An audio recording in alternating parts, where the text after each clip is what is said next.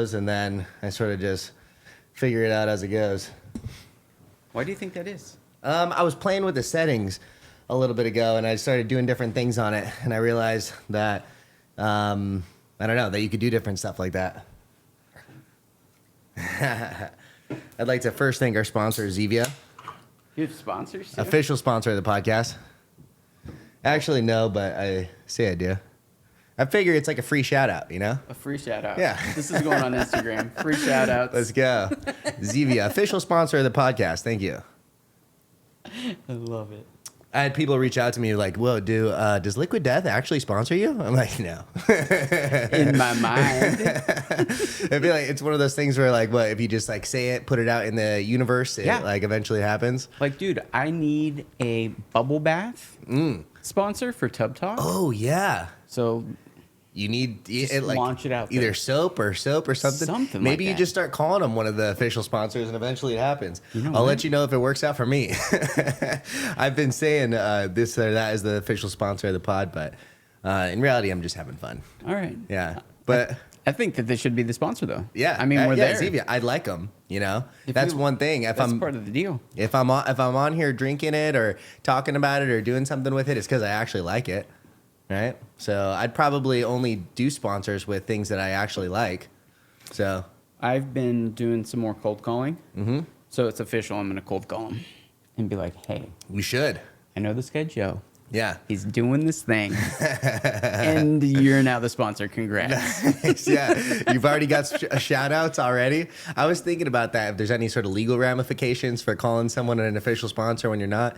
Maybe if they didn't want to be associated with me, there could be something there. Although typically a sponsor is like they pay you to say something about it. And right now I'm kind of doing it just for free. So I actually saw the truck full of that just unloading cases in front of your place here. wow. Yeah. So it's because they're an official sponsor. correct. That's funny. Yeah. Gotta love it. Yeah. Well, we need you to have a soap sponsor or something of the like for the Tub Talks. Those are pretty cool. I just need a little company like Neutrogena. Yeah, exactly. Just a little one. Just a little company. Just a like little something. Johnson and Johnson. Yeah, or something. no big deal. Just a little guy. How did the Tub Talks originally start? That's a good question. Yeah. Tub Talk started with a friend of mine.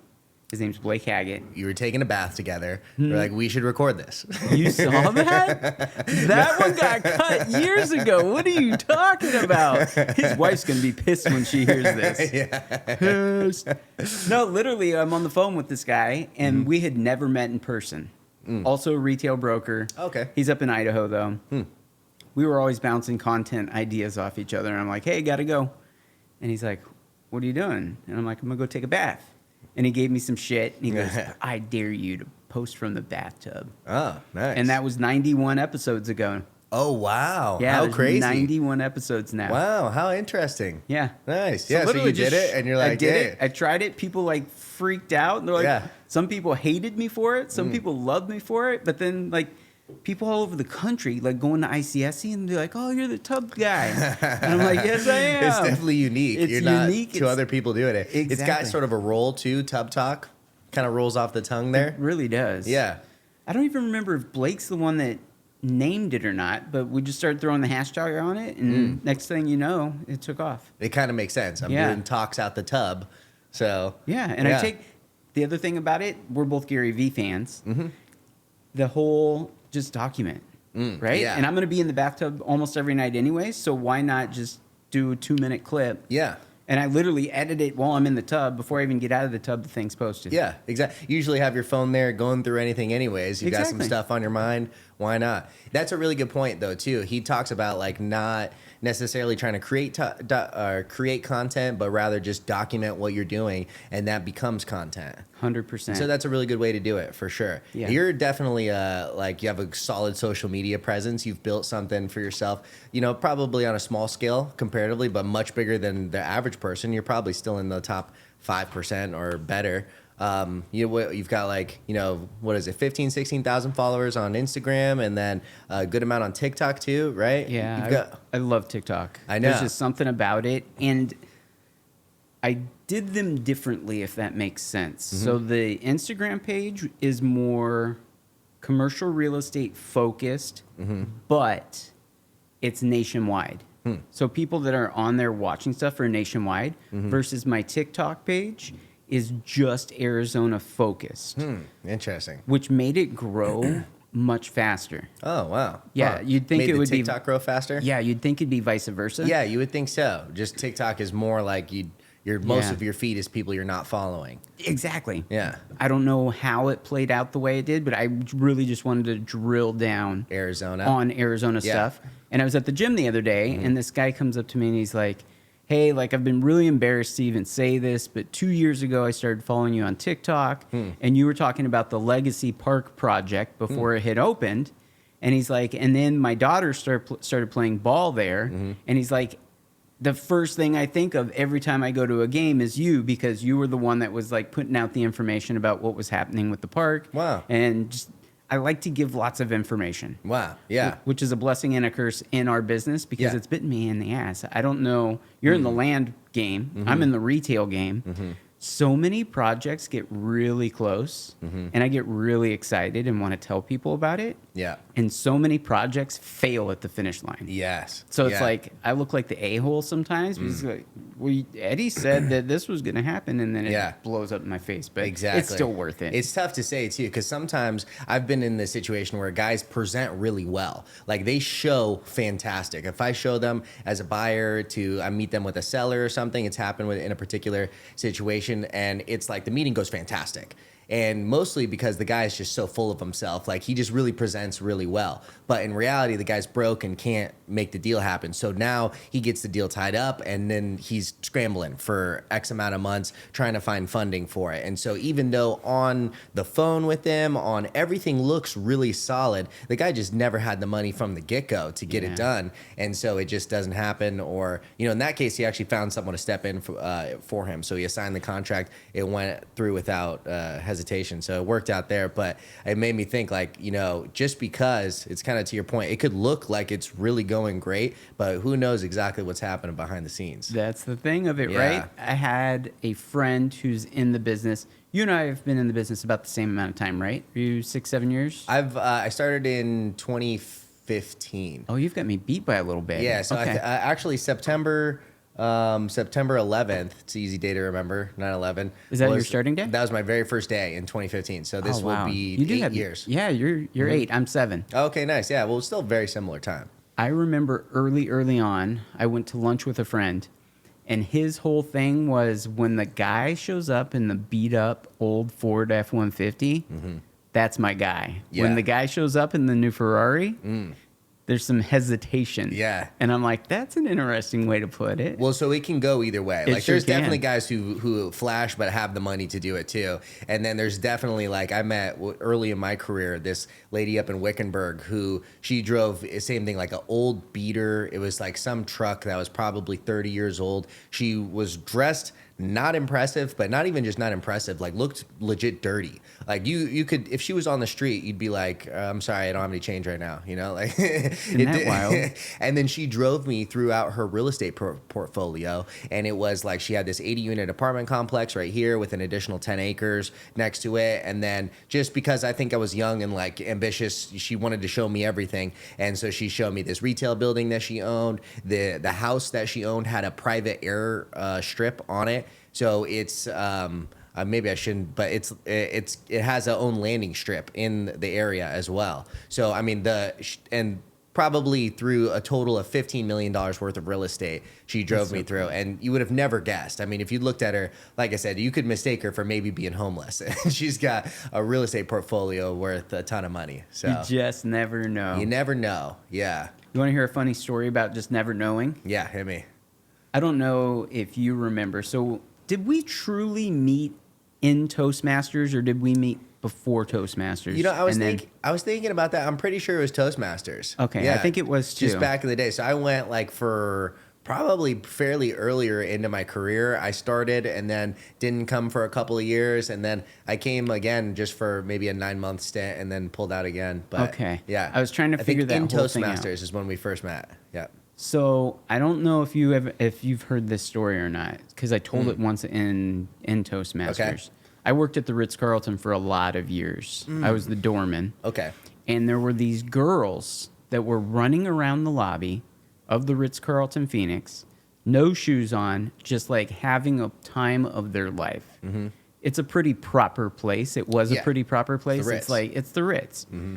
And I go in there and I'm doing my thing and I'm like serving a guest, but then I'm also trying to like herd cats with these kids. Sure. And finally I walked over to him and I'm saying something and the director of security comes behind me and taps me on the back and he's like, Eddie, come over here. So I'm like, okay. And he goes, do you know who these girls are? And I said, no clue, but like they don't have shoes on. They're running around the lobby. They're loud. Yeah. And he goes, that girl's name is Taylor Swift, and she's kind of a big deal. What, Taylor Swift? Taylor Swift is running around the lobby with wow. no shoes on early in her career. Oh, no staying way. at the hotel here for a show. Whoa, and I'm she like, was like 16 or 17 or something? early years. Oh, wow. Yeah. That's crazy. I didn't even know who she was at the time. And I'm like, oh, wow. All right, well, you do your job. I'm going to be over here. Now she's like a god. Just a little bit. Yeah. It's kind of a big deal. How interesting. Right? I was ready to kick her out of the hotel. Wow. How crazy. You never know. It's true. Well, they're just people. Exactly. I mean, when you meet people like that in person, I've also had the experience where I meet someone and it's like you don't realize who they are until afterwards. But in reality, most people are just people. Some people walk with some sort of bravado that's like, oh, this guy thinks he's something. But most of those people actually are not something. Facts. The people that you meet that are in like that situation, most of them are just normal people. They truly are. Yeah. And that was was really cool. Mm-hmm. Like you've got this, maybe my mind is a little bit skewed because people think of like the front facing, camera facing type person and what they were up to. Yeah. But I think of the guy that I was talking to at the Ritz. Like, okay, I don't like him. He's an a-hole because, but front facing. Yeah. And the other thing, like I get to interact a lot with Shaq. When he was playing for the Suns, he would come into the hotel all the time. Oh, no way. Yeah. So Actual Shaq? the Shaq. Oh, nice. Wow. Here's another good story. Yeah. All right. He would always laugh at me because when he would come in his Lambo, most of his cars were custom outfitted, and they would literally have to move those seats back. Oh, okay, so when I've drove, heard of that. Yeah, he's too tall for most cars. They've got to be like basically take out the first row, and he sits almost in the back row with like custom seats that are like a front row seat. Exactly. So when I drove his Lambo, it was a manual. I would sit on the floorboard. Oh, no. And I would use the back, like the front of the seat was my backrest. And I still could barely shift. It was funny as heck. And he would always laugh at me. He's like, you can't reach the pedals. No, that's ridiculous. He was awesome, though. Wow. Shaq, really I've heard, is a really cool guy, too. Beyond cool. Yeah, he's very, what's the word? Like, I'm sorry, is the kitty bothering you? No, I got the cord stuck in my shoe. Oh, okay. We're good. We're good. Nice. Yeah, she's in and out. But I've heard he's very, I mean, like, I think it's all over online that he's very, what's the word, philanthropic? Yes. Like he donates very all generous. sorts of, yeah, very generous guy. I think he declined some deal with Adidas at a super big number. Oh, you know what it is? It's the fucking people behind me we just happen to be on a construction day. I keep hearing like a vibration or something. I just heard it too. Yeah, okay. You know what? These mics are actually very good about not picking up extra noises though. So as long as we can get past it, I can get past it. Yeah, I can too. Because it's funny.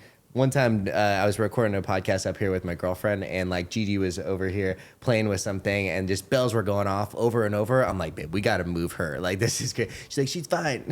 Did it pick up on the mics or no? It actually didn't pick up on the mics. It's super surprisingly, but it was so loud, and I even heard it in the these, so I thought for sure. But these are like legit mics, so they're super good at that, not picking up extra noises. Once we're done here, I need you to shoot me your list. Oh, for sure. Yeah. That'd be awesome. Yeah, I actually just did that for someone today. Yeah, it's been sort of just makeshift, kind of figuring out things as I go along. And yeah, I did a podcast with 2 other friends of mine, and I've sort of learned stuff throughout that. Yeah, I've kind of just pulled from all of them. One important thing for podcasters in general, apparently, is people are fairly forgiving on visual. A lot of people don't even watch. Okay. So they're fairly forgiving. You can maybe skimp a little bit on cameras. Audio, people are not forgiving. So, I mean, you can sound like this sounds fucking nice, doesn't it? It's sexy. It's smooth. You could get real broadcaster-esque with this. But yeah, these are it's like the Shure SMB7. It's like the gold standard of microphones. This is the ones that Rogan uses, the ones that, what's his name? The radio guy, Howard Stern uses.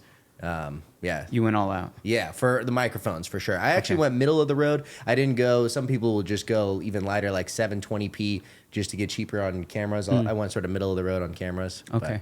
That's cool. You've got 3 set up.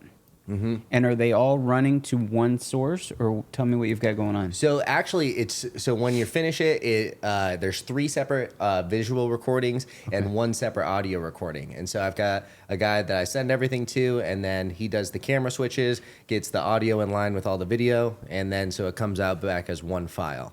Interesting. Yeah. That's dope. Yeah, it's cool. Is your editor here or elsewhere?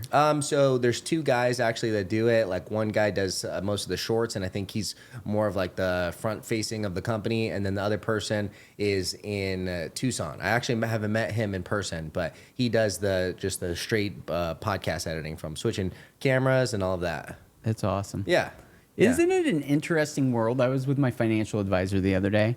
Isn't it an interesting world that the way that this whole office thing is shaking out, he has met his assistant once. Wow. And they've worked together for 2 years. Oh, wow. Interesting. I don't know if I like that or not. Yeah, I don't know.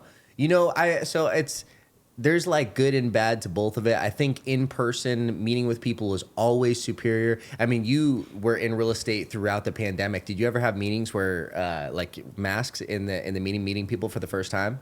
I never did masks in meetings. Okay, so I did it where actually a great client that I still work with right now, our very first interaction with each other was in an office, masked up all together, and meeting someone for the very first time in a mask and having an hour-long conversation with each other with a mask on, it's super interesting because as I'm talking to you and you're talking to me, I'm getting a lot of like just subconscious facial cues from you, and I'm like learning who you are. Also, too, I can't even see who you are just from the eyes up. Literally, like a couple times during it, pulled down the mask, took a sip, and then came back, and I was like, oh, that's what he looks like. You know, it was super interesting. It's much more impersonal. Yeah. You know, it doesn't feel, I don't know, it feels weird. And like after the meeting, we met for an hour and a half. And I got a couple good shows of the face throughout that. Like it was the next day, I'm like, I could run into that guy on the street and I wouldn't for sure be able to identify him just because it was just, eyes up.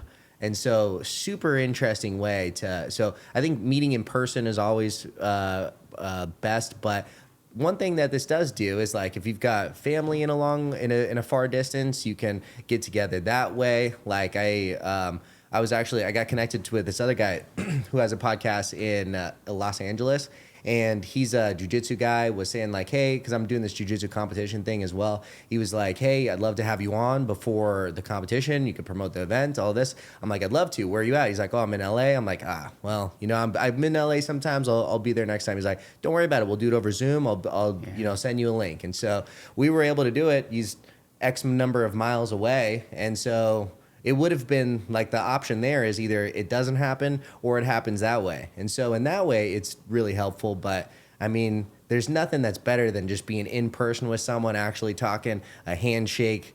I mean, I don't think anything will supersede that or replace it. I think all of these different things will just be nice complements to what we currently have and sort of fill in the gaps for the times that it wouldn't have happened at all otherwise. Yeah, I've done, I would guess, right around 30 podcasts. Wow. And 5 You're more of them, professional than me. Well, I was trying to go down this path of just kind of ride the coattails. Yeah. And my friend Kyle, who's a very good podcaster, he started when I should have. And I've been on a couple of his different podcasts. But he's like, Eddie, the people that you're cold calling versus inviting them onto the podcast, he's like, it's a different vibe, it's a different feel, and I really encourage you to do it. And that's when we were about to make our switch, and my whole mindset, and shame on me for not following that just do it type mentality. I should have just Start done getting it out there. because we thought we were going to make the switch business-wise back in 2019. Oh, wow. And we just made that switch. So I kick myself in the ass for not starting when I should have started. But of those 30, I've probably done 5 or 6 in person like this. Oh, wow. This feels way better. Oh, it's so much better. Like the connection is there. Like, I don't know, there's more substance to it. It feels good. It feels right. Yeah. And like you said, we're like vibing off each other's energy. Yeah. versus reading the camera and not really knowing. And I don't know. I just feel like it's choppy Yeah. when you do it online. And I think Rogan says that all the time too. Yeah. Like if we can't do it in person, I'm not doing it type situation. I think he'll make special, do it occasionally if it has to be done and he really needs to do the person. But I think, he does say that it's got to be in person because it's totally different. Like the energy is like, that's something real, like actually being in front of each other. Also, too, for the viewer, like I think the audio is never as good. It's usually the person who's the host has like a solid setup and the other person's got their, laptop camera and microphone, and it's like the product that you deliver is not as good either. 100%. Somebody eating a bag of chips in the background. Yeah, exactly. Yeah, exactly. Yeah. That's awesome. Yep. Awesome. Well, I appreciate you having me on. Dude, thank you for coming on. Yeah. This is cool. It is interesting how our relationship has evolved. So it started with Toastmasters, which I really do like Toastmasters, and you're an integral part of it. Why so were you the actual like official, what's it called? Like head organizer? I was the president for a while. Like even when I started back like a few years ago? Yeah. So that was a no-no. So Toastmasters folks, don't tell them. Don't tell them what I did. Oh, what happened? So the club almost died during COVID. Oh, because really? of online versus in person, and it just wasn't working for most of our members. Yeah. So I took over as president and then ran it. You're only supposed to be in those particular roles for 6 months at a time. Oh, okay. My 6 months pretty quickly turned into 3 years. Okay, wow. So that's the big no-no. Oh, okay, I gotcha. So It's now like governmental. You're supposed to have term limits here. Exactly. Yeah. Huh. Exactly. Interesting. You've got too much power. You're gonna start abusing. I'm abusing it. No, Larry's now. I don't even know if you know Larry. So Larry I was know Larry. Okay, Yeah. Larry Cooper. Kind of shorter guy. Yeah. Yeah. He's smooth. He's with awesome it too. I like him he's a lot. really good. Really, really good. And he's the president now. Okay, very So we cool. got him in for 6 months just to get me out of that spot because it's like nobody else really wanted to do it. The club went down to nothing during COVID. And then it was hard, like getting all these new ladies and gentlemen. We're up to 23 people now, which is awesome. Nice. But everybody's brand new. And to bring a brand new person into Toastmasters and then say, hey, you're going to be president, it's just like it didn't work. That doesn't work at all. I mean, they've got to be committed first for X number of time and then really want to take that role and have the extra time to do it. Exactly. And all of that. Yeah, interesting. I think when I restarted, it was that hybrid of we were doing it in person, but there was also like 4 or 5 guys that would still do Zoom. Yeah. We were trying to figure that out, and I think we've pretty much given it up. Yeah, I think everyone, I mean, even the people that when I was in were only doing Zoom or were back into it when I was still doing it. So Yeah, everybody's back in the room. Yeah. There's one guy that wants to do it, and we just kind of said the other day, it's like, can't do it all this for love one you person. to death, but it just doesn't flow. It doesn't work as well. Well, also too, does that guy go to the grocery store? Has he avoided that this whole time, or? He just moved to Vegas. Oh, that's why he wants to still be part of this. He still group, wants to be part of our club, but I'm like, there's Toastmasters everywhere, though, right? there is. Yeah, like all over. But none of them are as badass as our group. Yeah. I like Toastmasters a lot, and I think actually if I could maybe do it more times than a single week, I think it would maybe have a little bit more utility for me.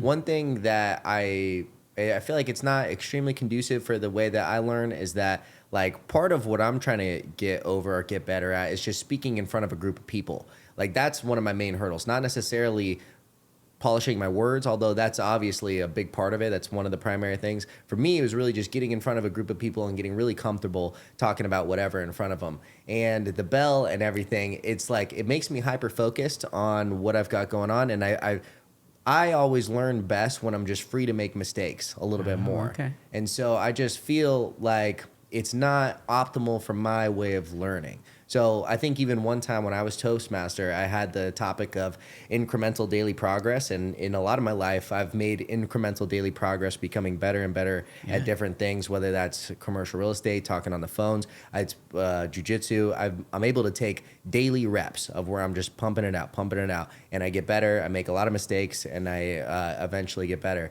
With Toastmasters, for one, it's every week. So it's like it's hard to build that reps basis as far as for me. I need to fail 90 times, and then by time 150 I'm polished. I'm doing pretty good, and it's tough to get all those reps in.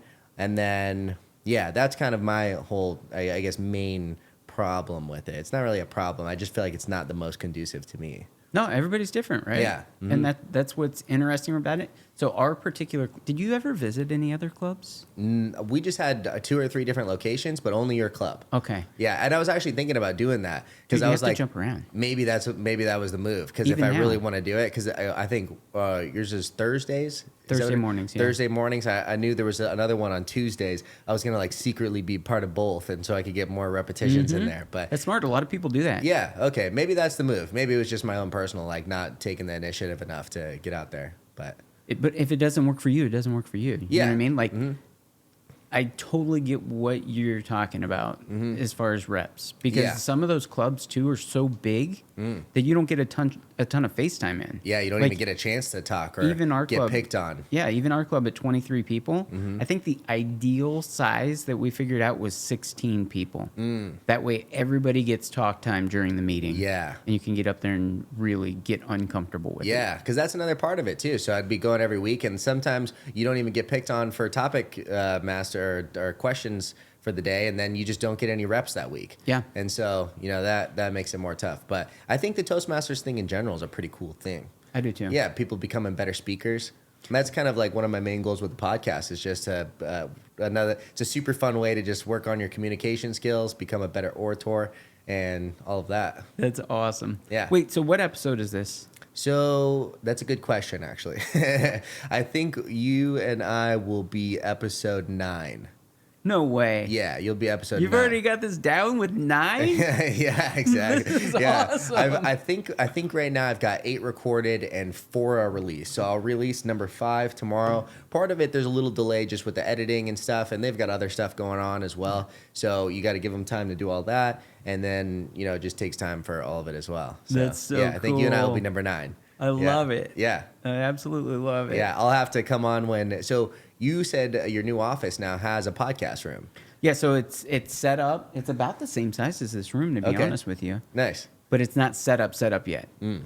The thing that's going to be interesting is our business partner's wife completely went in and did like the decoration and everything is so beautiful in the space right now. Oh, wow. That I want to give it a little bit more time before I go in and start doing stuff like this, because I think she's gonna freak Yeah. out. Oh no. Huh. Like, it's perfect. Like, when you walk into like a model space, Yeah. that's what this place looks like Looks right nice. now. Before And you it's start like, unboxing stuff, there's shit everywhere. Exactly. I probably need to clean up around it a little bit too. But yeah, that's been part of it, is just sort of figuring it out. Like, I mean, there's so many little mini things that you wouldn't even think that you need, and then you just try to do it once, and then you do it. I think I recorded probably 4 pilots before I got it dialed in. Okay. At first, like, I'm doing it, and like the cameras last 15 minutes. I'm like, what the fuck? Well, that doesn't make. they just auto turn themselves off. Well, so when you shoot on the highest setting, like the 4K, they've got it's pumping out, it's getting super hot, and so it drains the battery. So most people, there's a number of different things people use the cameras for, but sometimes if you're just out vlogging or doing whatever, you'll just bring 5 or 6 batteries. So you're just good, and you can shoot the highest definition no matter what. So I took it down to 1080p, which is high definition. It's still very good. And they last like 45 minutes or so. So again, probably really solid for vlogging, or if you're doing just documenting outside. But for podcasting, if you want to be on a couple hours or however long, you don't want to have a time limit based on the battery. That doesn't work either. So I had to do these. You had to get these AC power adapters. So like a fucking battery plugs into it and just plugs straight into the power. So there's a continuous power source. Okay. Yeah. So Smart. yeah, just figuring it out as Failing I'm going. forward. Yeah, me and my girlfriend have recorded like 4 pilots. We did an official one. Like we got about 2 hours in and nothing went wrong. We're like, well, that was great. That's awesome. Yeah, so that's like the special unreleased episode. We'll probably release maybe at like 10 or 11 or something. That's so cool. Yep. I love it. Yeah, for I sure. absolutely love it. So you'll probably be the only commercial real estate brokerage with a podcast studio in it. I'd be willing to bet. Okay, so there's Do you one know other, others? There's one other guy that I know of, and it's funny because I sold him a building, Commercial real estate or residential? Commercial real Oh, okay, estate. nice. and I'm not going to tell him by name because I'm kind of throwing him under the bus Sure. here. His office is close to mine, and I told him that I'm going to set up a podcast because I'm just asking people right now, right? If I set up a podcast, Would you come on? Would you come on? Yeah. And he's like, absolutely. He's like, do you want to use my studio? And I'm like, well, sure. Why? I'm like, I want to set up mine, but I'd Yeah. like to look at yours to see how it is. And he's like, yeah, we used it twice, and then haven't used it ever again. Yeah. That's one thing. I mean, if you got to do something or you want to follow through on it. 100%. Or not spend all this money just for the fun of it. I think that's one thing that I'm really good at. Like if I'm gonna go do something, like I'm gonna follow through with it. Like right now, I've got two things that are like these weird outside of work passions. Yoga. Oh, wow. Which I just went because my buddy's like, dude, we should try this. And my body has never felt better. That's awesome. So I go 2 times a week. Nice. And it just is like, I can't do anything else during those times because that's time for yoga. That's your committed time. Have you played pickleball? No, I haven't. I played it once, but I've been wanting to get into it more, actually. We have to be out of here before 5 p.m. so I can go play pickleball. Oh, no way. Because I Really? have to be there at 5:30. Okay, wow. So much fun. And Nice. it's right down there's a court right down the street. That's hilarious. Yeah. Wow, that's awesome. Me and my girlfriend were just talking about going to, is it Chicken and Pickle? Yep. You go to? We were just talking about, like, they were pretty recently opened, right? 2 weeks ago. Oh, wow. We were there last week. We talked with the owners and the Is there opening one team. here close, or I thought it was just in It's Glendale? on the west side. Oh, yeah, on the west side, yeah. So we went out there with our development client who wants Yeah. to do one somewhere in the valley. Nice. Met with them, went through the whole program. Holy smokes. You're going to be so impressed by this building and the build out. Wow. Give it a little more time. The food was good, not great. And I think they're just working through the kinks. Yeah. But all of the back end stuff and just walking around the building and understanding it. Do you ever spend any time at any of the yards? Like Yard House or like the restaurant called Culinary the Yard? Yeah, Culinary Dropout on Sure. 7th Street. Yeah, I like Culinary Dropout a lot. Me too. Yeah. So imagine that kind of in the middle, and they've got all the games and bags and everything. And then surrounding it, you've got pickleball courts. Wow. They're all covered. And then you go to the other building, and then there's an inside pickleball court set up, 5 more. Yeah. And then you go to this side, and they're building it out still. It's a pizzeria. And then you go to the other side, and it's probably a 25,000 square foot building, bar downstairs with tons of seating. And then you go upstairs, and it's like a huge balcony that overlooks the whole complex. Wow. And then like private meeting rooms and just enormous TVs everywhere. That's badass. I've heard really good things about Really it. cool. Yeah. I played one time. My friend's, it was like his 40th birthday, I think, and his wife set up a pickleball thing for all of us. And so I had a ton of fun doing that, but I was literally just talking with my girl like a few days ago about we got to go do that. Hell yeah. Let me That's know when really you want to cool. go because I'm in. Oh, whenever. yeah, absolutely. For sure. Whenever. Well, that's a really good quality to have as far as you said, like if you do something, you're going to stick to it. Why not? Like, That's a really solid quality. I feel like that's the problem with our industry. That's a huge problem. Have you heard for those sure. numbers? And I don't know how recent those numbers are, but they said that 93% of people that go into commercial real estate are out within the first 2 years. Oh, I've heard that for sure. Yeah. 93, only 7% stick with it. Yeah, make it. It's difficult. It is difficult, but like Yeah. if you stick with it, you're going to make it. Yeah, for sure. I You know what I mean, mean? there's Just maybe like- some exceptions, but Well, if they fail within those 2 years, it's because they're not doing what they're supposed to be that's doing. for sure. There's like certain guys that I work with that like I was about a year in and like really struggling and just I'm like, if this guy can make it, I can for sure make it. Like if this guy can make money, I can do it. There's a path to making it happen. That's for sure it. A lot of it's just perseverance, just not stopping and just making sure that you'll do it until it happens. That's the thing of it. Yeah. Yeah, you just got to keep, same thing, back to reps, right? Yeah. Just keep getting them in. Yeah. As many meetings as possible. Yeah, and then you it just get gets- better as you go. And you got to Exactly. be like cool with making mistakes, sounding like a fool over the phone. It happens. You have bad times and then you get better and better and better. That's one of the reasons I think that I feel like most of the people in general, like most of the people in the industry or like I don't know if you field these calls that it's like, what a fucking idiot that are calling. I mean, I try to be as nice as I can, but like sometimes it's like it's tough. And especially, I don't know if I get a lot of crossover between like residential real estate agents who are coming over and then they maybe think they just have a client who's looking for land and they are looking for this and that and they think that they can represent them well and then they're just doing a horrible job. Like I actually had a deal that like we negotiated, it was a seller carryback. They negotiated like a 7% interest rate that the seller was going to carry. She put in the contract like 9.5%. And so we're like, well, if that's what you're going to put here, we're not going to argue you. Yeah, and you so, represent your guy. So that we closed at a 9.5% interest rate. And it's like God, what a just silly thing to do. That's a disservice to her client. Yeah, it is. It's a complete. Yeah, and I mean that's why, like, anytime you don't feel like, part of it I think is the novice people, that there's just a plethora of people who are just not going to be in there in the long run, and they're trying to figure it out, and so you have a lot of interactions like that. But part of it's trying to like step outside of what you do best, and that's where people get into positions where they can't give the best service either. I remember I used a word so you recently met my business partner, Rami. Yeah. So when I originally went into his office thinking, okay, this is time to leave the hotel industry and go into commercial real estate, I used a word that is like a no-no word that I didn't know was a no-no word. I was talking to him and his other business partner at the time, and I said, I'm going to go get my license, and then I'm going to dabble.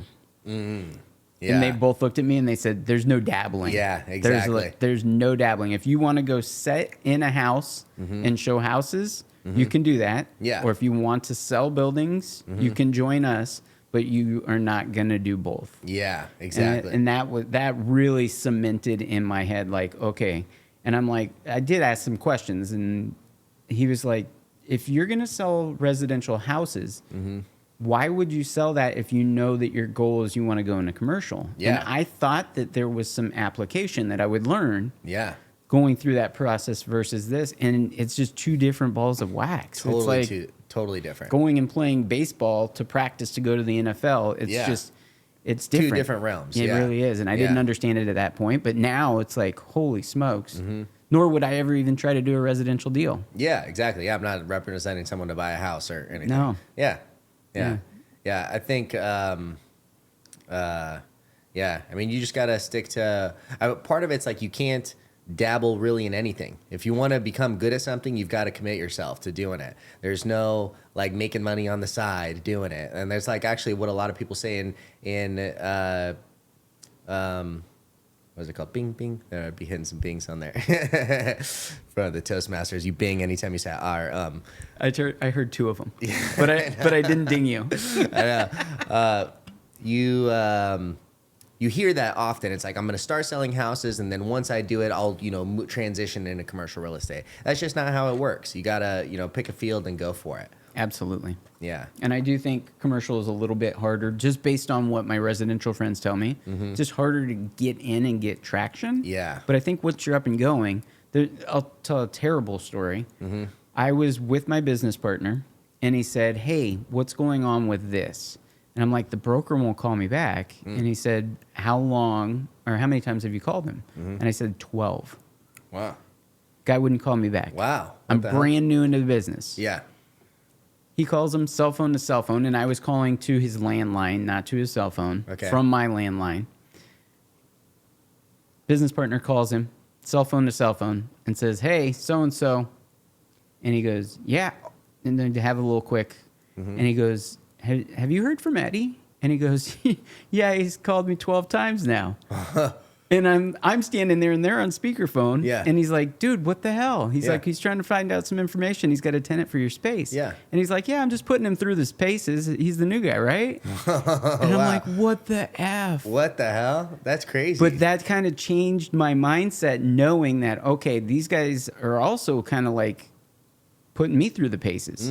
Wow. So then I just get more persistent, and I figured a text message, a voicemail, and an email, and they would call me back. Wow, interesting. No, that's pretty crazy. Did that ever happen to you or not? Well, so to be honest, I'd like anytime I don't get a response from a broker, it's really interesting for me because it's like, this is your job. Like, and you represent, it's not about you or even putting a new guy through the ringer. It's about your representation to your client, you know? So, I mean, it's kind of, I don't know, anytime I don't, and it happens fairly frequently, which is sort of crazy. Like, you'll call people and just never get a response from them. That seems pretty crazy to me. Yeah, no matter how novice the person sounds or the voicemail is or anything like that, I return every call as much as I possibly can. I try to be like Johnny on the spot with everything. I love that. So, There's a couple guys in the industry that are like, boom, boom, boom, boom. And we even talked about that in the new office.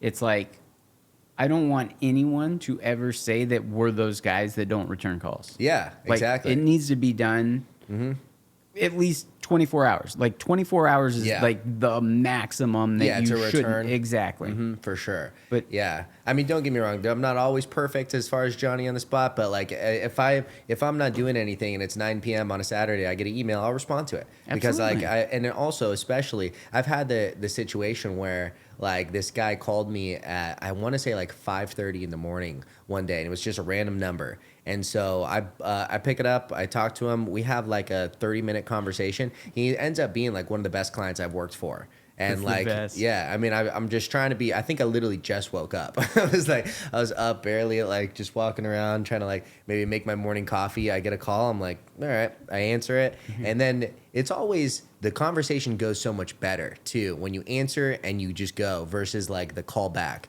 Especially the anticipation and and especially if you like duck a call or something, it's never a good, the conversation never goes as well as like when you just answer, especially on a first interaction or something like that, because this guy is, you know, has like a 9-figure net worth or something, you know, he's very busy himself.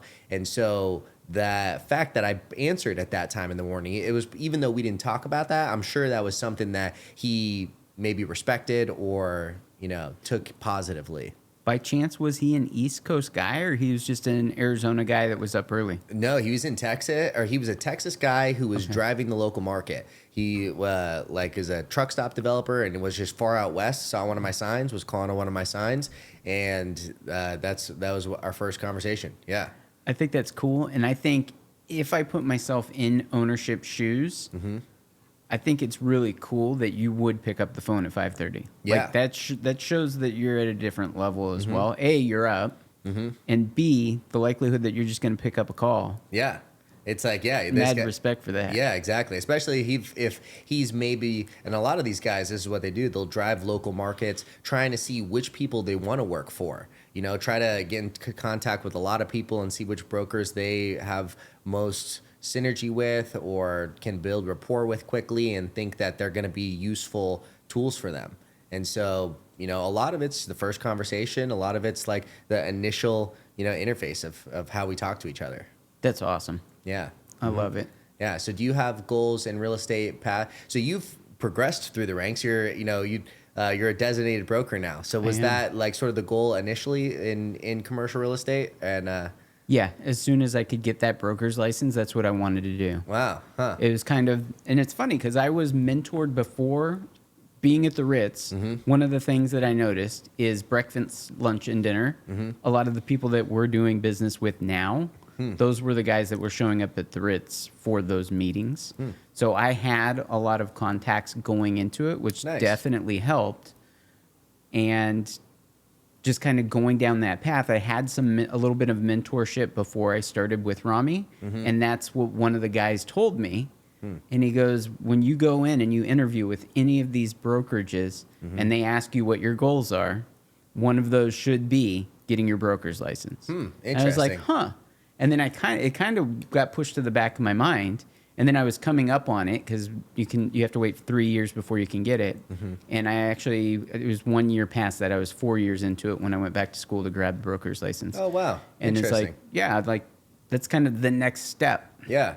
Well, that's pretty good. Congratulations. You've hit it. Thank you, man. Yeah, now you just open up a new space. That's pretty sweet. Create Advisors. Yeah, Create. Exactly. The letter 8, yeah. CRE, Commercial Real Estate 8. Yes. Yeah, so Create Advisors is what it's called? That's it. Nice. Yep. And it was literally us sitting around a table, and we just started writing down names. This was back in 2019. Wow. We're trying to figure everything out, and we're like, all right, let's name this thing. Yeah. And it was Create Advisors. We're like, okay, CRE, like commercial real estate, and then 8, like create, like we create value. Yeah. We want to be creative. Yeah. Let's like, that's the name. Nice. Well, that's pretty cool. I wish it was all me. It was actually Rami was the one that picked it and came up with it. But nice. It was so fun. It was just like, all right, cool. So we got the name, and then 2020 happens, and we're like, oh crap! Like, do we do this or do we not do this? Yeah. And then we got so freaking busy because everybody was moving here from elsewhere. And it's like, there's no way we can step away right now. And then when start a whole new business. Yeah. After COVID, it was just gangbusters for 2 years straight. No messing around. Crazy. Couldn't even breathe. Summertime, usually slow. Not at all. Wintertime, holidays, gangbusters. I mean, just constant Did stuff. you notice that? Like my first couple years, in between Thanksgiving and New Year's, It's crickets. like usually dead. Yeah, I mean, people leave. It's holidays. Also, from the buyer's perspective, not a really great time to open up your due diligence because a lot of people are closed. You lose a lot of days from bank holidays. Just not an ideal time. But I mean, when shit is tight and it's an extremely competitive market and you're competing against X number of other people that are all trying to do the same thing at the same time, people are just making it happen all times of the day. Yeah, it was wild. Yeah. It was wild. But now things are starting to slow down. Are you feeling that as well? Yeah, for sure. Yeah. I mean, it's more difficult to get capital. And so there's just less buyers out there. So I just had two conversations. One cold call today, and then a couple days ago I spoke with a banker, and it was very interesting. So we always talk about, and in both of our careers, we've only seen really good times. Yeah.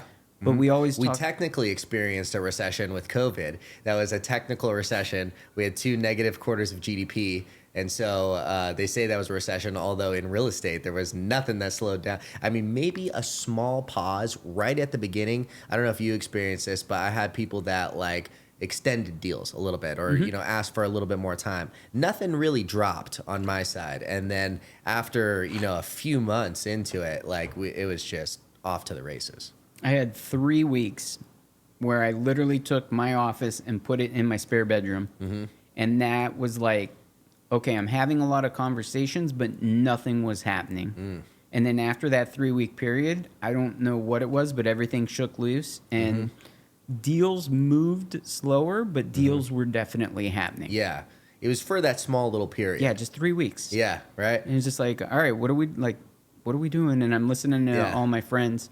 We started a group during that time that were commercial real estate advisors, and we were using Clubhouse. So we were literally on Clubhouse every day just talking about, okay, what's happening in Miami, what's happening in New York. Yeah. And like, What's Clubhouse? Clubhouse is a social network, and it's just audio. So literally Interesting. you jump on and it's like you're on the radio Oh. and you're talking to your friends. Huh.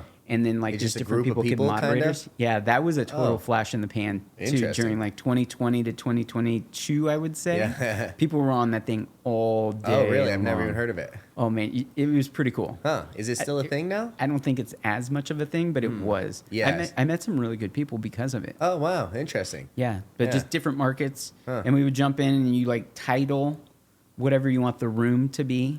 And people were talking about just leasing. And people were talking about different markets. It was a cool tool for the Wow. time. Just learning, getting a group of people that are, so could you title it like, commercial real estate and then anyone who's interested in that can all jump They in? jump in. Can anyone talk at any time? You as a moderator could dictate who could jump in and who couldn't. So wow. what we would do is you'd set it up so where there were multiple moderators.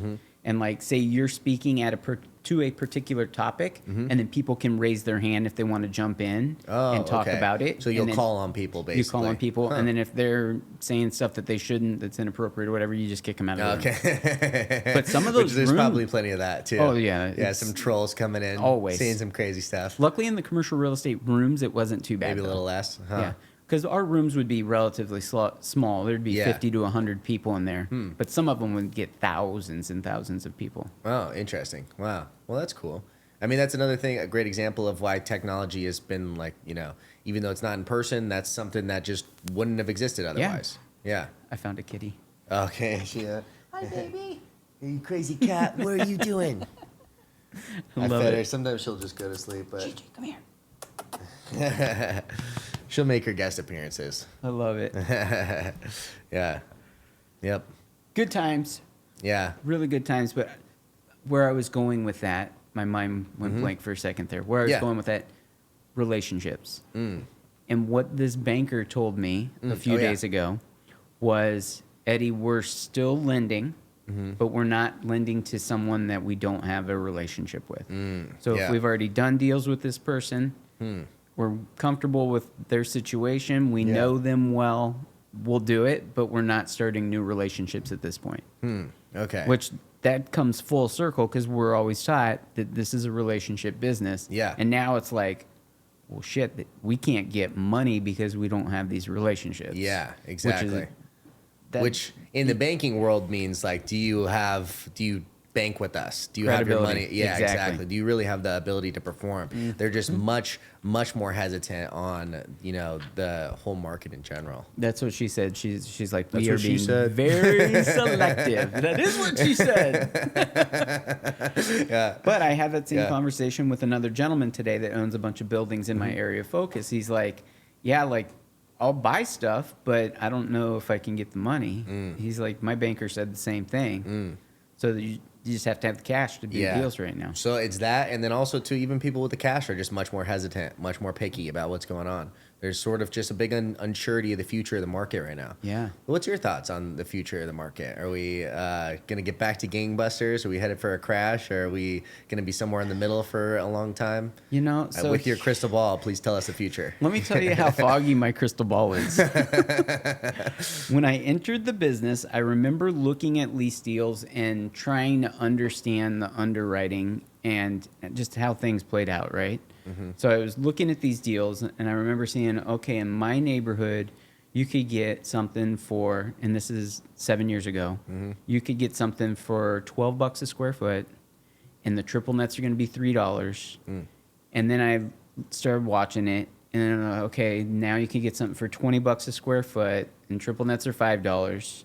And then I remember talking to our business partner, Bo, and I'm like, who can afford $35 a square foot with $10 triple nets? And he's like, they're still making it happen. And then we're doing deals at $40 a square foot. Yeah. And now we're doing deals at $50 a square foot. Yeah. And the other day I heard something about $15 triple nets at $60 a square foot. Dude, Yeah. It's crazy. something has to shake loose. Yeah. Those are the national tenants that can do those numbers. Yeah. Mom and pops know they can't do their numbers. can't They're do that. not going to make a run at it. Yeah. I Something's think got to happen. the writing's on the wall. Yeah, it's got to pull back a little bit. It has to. Yeah, I mean, there's already, I think, been some pullback, especially like in the residential market. I talked to a guy who sells like condos like over here, and he's like, this complex alone has like gone down 20% or 25% on certain things. So Interesting. I mean, I think it just depends on particular areas too. Like I've some family lives up in like North Phoenix near like Happy Valley in the 17 near TSMC. Yeah. Apparently the residential market over there has been very Gangbusters. resilient. Yeah, just because there's so many people over there. I don't really do too much commercial real estate over there, but I know the industrial market, I've tried to, squeeze in certain spots, and it's super fucking tough. And then anyone who lists a new property over there is just insane. What they're asking for. It's like if they've got something good, they know it. And so anything over there that's like a land play right now is like essentially a trophy property. We So- were trying to get a deal done over there with a company that did the filtration system for the plant. And they needed 100,000 square feet. We couldn't find them anything. Yeah. They needed it during a specific time. Yeah. And we're like, guys, we all know it's going to take 2 to 3 years to build these buildings. Yeah. There's not much out there right now anyways. And you need it like tomorrow. Yeah. So we weren't able to pull that deal off. That would have been a sweet deal. But Yeah. 100,000 feet, it's like Just doesn't have it. it wasn't there. Isn't that crazy? At that time, it just wasn't there. Wow, isn't it So, crazy? And yeah. then like most of the industrial developers I work for are like spec developers. They just build spec and then go find a tenant. That's been a super popular part of the industrial market recently. There was no opportunity for that. If I called on a land piece up in North Phoenix, it's like, well, who's your user? Right. Who's the person? Because they're only going to user. do build to suit for the actual user. Absolutely. And so yeah, or maybe potentially a sale, but to the user. No room for 80-90% of the buyers who are industrial. Yeah. No, it makes sense. Yeah. I think it would be interesting. Or do you think most of the people that are listening to this are going to be commercial real estate type people, or a little bit of everything? Probably almost no one. No, I'm just Really? kidding. I really don't know, to be honest. Like I'm kind of talk about everything. So like this whole podcast has had sort of a wide range of different things that I've talked about. But yeah, I don't know. Well, right now it's a brand new podcast, so there's that. There's not too much probably listeners in general. I'm just my first video, which it all depends on your presence in other social media and stuff. But I heard if you get more than 19 views in the first 2 weeks on YouTube, you're in the top 50% of all videos that get posted on YouTube. And so like the first video has like, I don't know, 130 views or something like that, which is, you know, it's still not impressive by YouTube standards. But one thing about this, what's really interesting about podcasting is that like you put out work in one time and then it's there perpetually. It lives forever. Yeah. So that's the beauty of it. Yeah. Maybe eventually there'll be a big commercial real estate base listening to it. Yeah. Do you know what's going to be really cool? Is your goal ownership as well?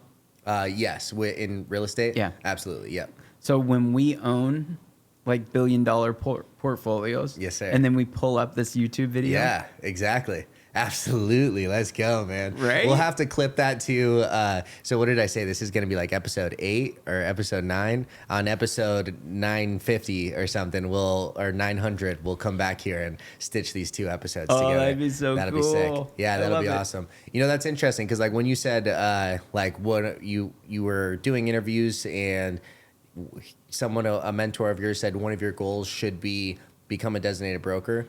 When I did my first interview with the person who ended up hiring me, and I actually fell into commercial real estate. It was not my intention initially. I went to real estate school to get my residential real estate it's the same license, but to get into residential real estate. And I met this lady on the very last class that it was like contract writing class. It's literally like a check mark. It's not even essential for the whole thing. And during it, we're sitting next to each other having super typical real estate talk of like, what do you plan on doing with your license? What do you plan on doing? And so I had already interviewed like 9 different residential brokers because that's how it is when it's a commission only thing. You go interview places and it's kind of up to you because it's not a whole ton of risk for them. They're not paying you. You can go interview and decide which one you want to go with. I'd already been interviewed a bunch. I knew which one I was going to go with. I told her all of this and she's like, well, have you ever considered commercial real estate? And I hadn't. She's like, well, my husband has this company. This is the name. Here's his number. Call him, see what happens. And so I call him. I think he ghosted me for like a week or something, but ended up calling me back. Said like, hey, yeah, come into the office. We'll talk. We set up a meeting, talk to him, and I'm at the company still like 8 years later. No way. Yeah, and one of the things he said is like, this is the progression here. You do a lot of work for a lot of people with a lot of money. You make a little bit of money from making these people a lot of money. Yep. You keep stacking that up, and eventually you're the person having brokers work for you. This is the progression here. You make as much money as you can doing this, and you start investing as much as you can, as soon as you can. Smart. And so that's actually the reason that they started Insight was they were working for some brokerage that it's still around. I think it was more popular in like the 90s, but they were working for a brokerage that Lee & Associates, actually. It's still around right now. Yeah, and they were getting some flack for investing in deals as well as brokering deals because you're sort of a direct competitor to your client. There is a sort of a fine line there in certain situations. Because if you are an investor and you've got money to do a deal, if you're an investor and I'm an investor, but I'm also a broker, and I'm like, hey, Eddie, you should buy this deal. And you're like, well, you're an investor. You buy it. Like, why are you trying to sell it to me? So there's still that line. I just work for a lot of people that have a lot more money than I do. So I just don't have the capability to pull off. But that has always been the progression for me, is that like you just make as much money as you can, start investing. And that was my point, that they started the company to move away from that and start a company of people that are brokers, but are also investors, and try to build that. So anytime I find a deal, I've got an in-network house of people that we could just raise the money and make it happen. I was surprised going into commercial real estate, how few commercial real estate advisors or brokers were also not owners. I just had this thought in my head that if you're doing this, like you're seeing these deals. Yeah. And I remember one of my early on calls, and I don't even know who the guy's name is, but I'm not going to say it. Sure. I remember him saying to me, if you look at a deal and you underwrite a deal and you say a deal, that's something that I would buy.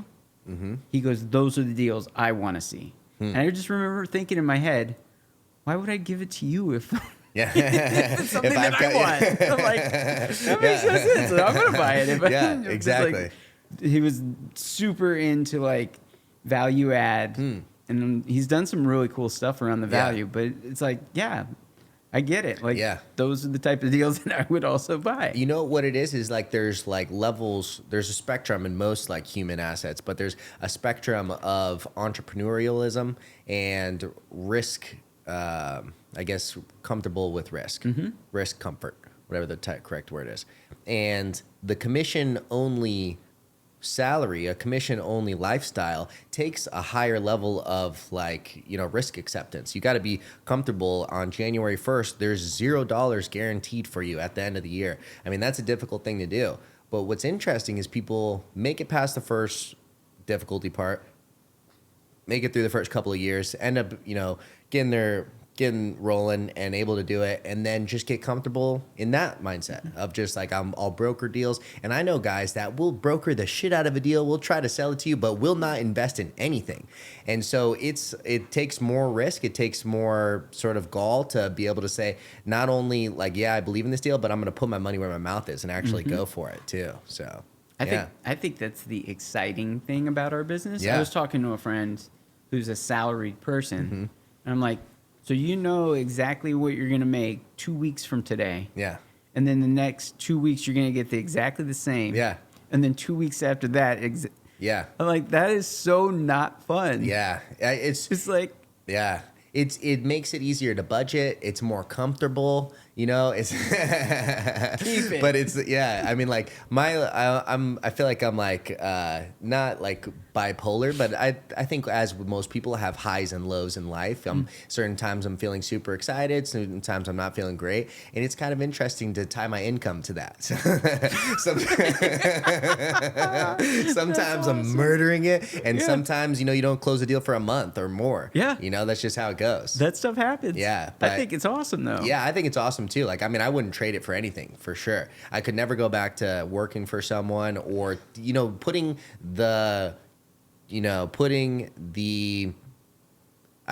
everything into someone that's not me. I want to put it all on myself, and I'll, you know, bear all of the reward. I'll bear all of the loss too. Yes. But it's all on me at the end of the day. I don't want to fucking, you know, have to be here at a certain time, and I don't want to be dependent on anyone else. So, yeah.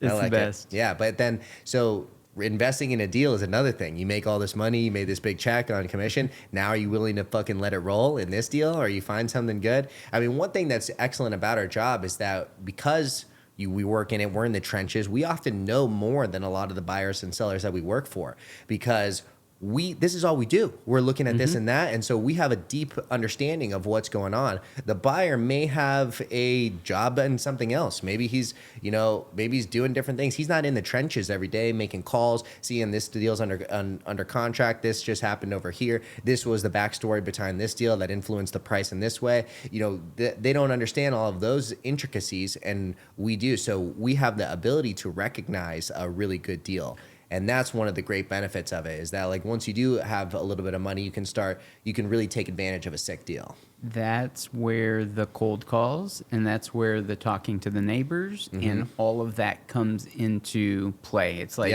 everything just starts to merge together. Yeah. And you're right, the high net worth individuals, right? Doctors, lawyers, those type of guys, they're doing their job 10 hours a day. Exactly. And that's what we're doing 10 hours a day, is just talking to the people and talking to other owners and figuring out the banking situation. And we just piece it all together. I think it would be silly to be in our spots and not own commercial real estate. Yeah, agreed, 100%. It would just be silly. So one thing, you know, I've like bought like little deals here and there. I've been fairly conservative because I'm not going to risk like a significant part. Like I'm fairly conservative, but I've bought deals here and there. You know, one thing I have thought is that if the deal did come along, I would risk my entire net worth on it. Like I'm ready to rock on something that I have a great deal of confidence in. But how it's played out is I'm mostly conservative. I've gotten a couple that are fucking home run deals. You know, I bought at like this price per acre, and I've sold a couple splits at 10x that, or five, you know, a really significant return on that. I think what's my takeaway from this cycle and what I'll do in the next cycle is just have a more active part of the market. Don't necessarily look for every deal. Doesn't need to be a home run like that. I mean, especially in this last 2 years, I know certain buyers that were like Jesus Christ, they're paid this much for that? And then fucking 9 months later, they sold it for double. Yeah. It's like, wow, what the hell? And part of that is all market conditions and maybe specific timing and all of that. But I mean, if you would have bought basically anything in 2017 to 2019, I mean, basically 2012 to 2020, you could have bought anything and made money on it. 100%. So, I mean, at some point, you know, don't overpay for anything, but just be an active part of the market. And Yeah. I think that's my takeaway for next time. If we do have a big, you know, pullback or something like that, I'm just going to try to stay as active as I can and, you know, look for deals, of course, but not everything needs to be a home run. That's smart. Base hits, Yeah. right? Yeah, exactly. Yeah. Just base hits. And that's how you grow, you know, because Yeah. you got to be in the game to make it happen. If you're not in the game, you're not going to be able to pull it all. Yeah, I think that's what. So I don't know how many offers I've made. I haven't landed my own deal, but I do have a deal that was interesting that I'd be willing to share with you as a really good learning experience. Okay, yeah. I went in wearing broker shoes, but then decided I wanted to go ownership shoes, which I think is probably the worst fucking thing that you can do. Oh, 'Cause really? I went in thinking I was going to get the listing on this deal, and then I made an offer on it before I had the listing on it, and this guy That won't scared even. them. This guy won't even talk to me now. Okay, yeah. Because he thinks you're trying to fuck him or something. That's exactly what he Yeah. thought. And I could have communicated it better, and I don't even remember exactly how my delivery was, but I remember having the call because I was driving while I had it. That's And rough too. yeah, my partners and I were going to go in on the deal. It was a home run deal. Yeah. I already knew who the tenant could be, which they're now the tenant, and it would have been a 3x deal, and it would have been a quick 3x deal. So Wow. I think you need to understand what shoes you're wearing. Yeah. Because I went in, like I said, I went in as if I wanted the listing.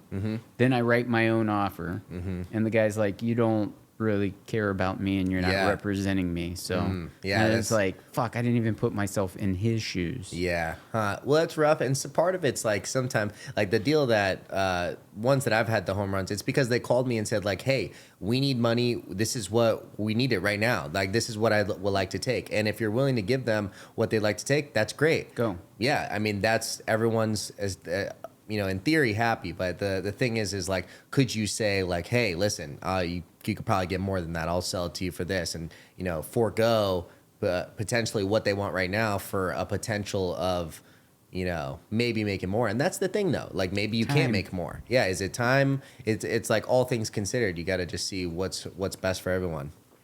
Yeah. I And think part of it, what it is, like you said, is just communication. If you could have just said like, hey, what is most important for you here? Is it closing a deal right now? Because we can make that happen.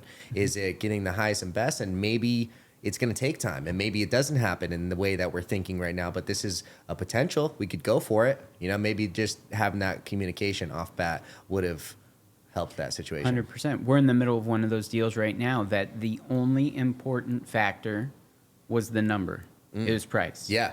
And we've been working on this deal for years. Yeah. Knock on wood, it's going to close in October. Nice. But it's like, okay, that's what was important for that person. They could wait forever, but this is the number, and this is what our walkaway number is. And we actually went in the contract once under that number, and he was so mad at himself. And he's like, I have a feeling this deal's going to fall apart, and it did. Yeah. And then he goes, okay, I'm not moving I don't away care. from my yeah, number anymore. we've got egg on our face. Put the price back to what it used to be. Okay. This is the number. And so he's willing to like give time as a Yep. yeah, Time. instead of that, you know, instead of the number right away or something Exactly. like that. Yeah. Yeah. So that's actually what we did. We gave them additional time to come up to our number. Oh, okay. Interesting. So Yeah. it's just kind of playing Yeah. numbers, Yeah. right? Shifting things around. Yeah, that's often the give and take in land, especially is that like if the land is not entitled or zoned in the highest and best use, and the guy wants this big number, it's either give the year is usually what it takes, year to maybe sometimes 18 months to get to that number, or it's closed in 30 days and it's going to be significantly less than that. It's like what Right. And exactly then do you the want? buyer figures out the zoning part, right? Yeah, exactly. Because there's got to be risk. If the guys that's buying it and maybe that's the highest and best use, but it's not zoned that, there's no guarantee for that zoning. You got to just take the risk. And so there should be some reward for taking that risk. And the risk is, or the reward is a reduction in your risk, you know?